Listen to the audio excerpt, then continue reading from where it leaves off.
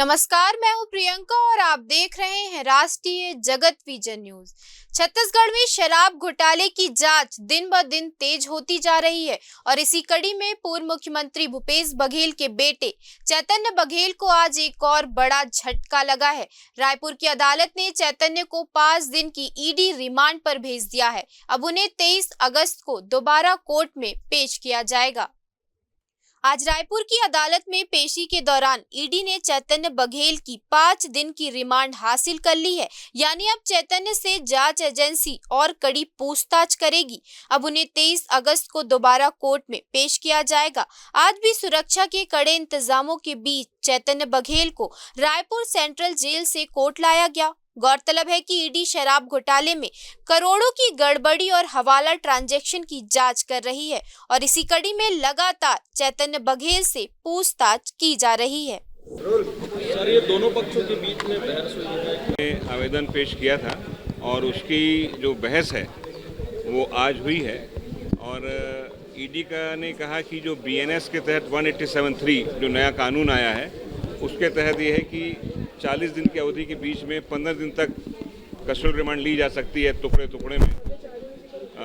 उसके विरुद्ध में हम बचाव पक्ष ने ये हमने आर्गूमेंट किया क्योंकि ये जो गिरफ्तारी हुई है, जो CIR हुई है, ये 1 जुलाई 2024 BNSS लागू होने के पहले हुई है। इस वजह से धारा 531 है BNSS की, उसमें ये प्रावधान है कि जो 1/7/2024 के पहले के कोई भी इन्वेस्टिगेशन है, FIR है, तो उसका CRPC के तहत चलेगा।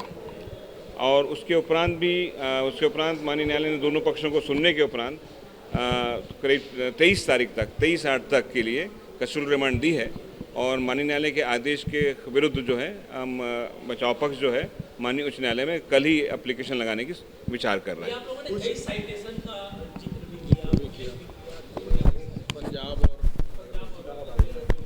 देखिए, अभी क्या है, माननीय न्यायालय ने आदेश कर दिया है और उस आदेश के अगर हम उसके खिलाफ जो है माननीय उच्च न्यायालय जाएंगे और फिर जो आदेश होगा क्योंकि देखिए हमने अपना पक्ष रखा है कि जो कानून जो बोलता है 531 क्लियर बोलता है कि उसमें प्रावधान है कि अगर ऐसे केसेस जो पहले से इनकी FIR हो गई है, जांच चल रही है, विवेचना हो रही है, तो उसका प्रावधान 531 में उसको डिस्क्राइब किया है और हमने अपना पक्ष रखा। मगर माननीय न्यायालय ने उसके बाद भी जो है वो आदेश पारित किया है कि 23/8 तक की कस्टोडियल रिमांड दी है ईडी को और कुछ शर्तों के साथ कि हम उनके साथ जो है बातचीत जो भी है वकील जा सकते हैं, जैसा पूर्व में शर्तें थी उसी शर्तों को रिपीट करते उन्होंने दी है।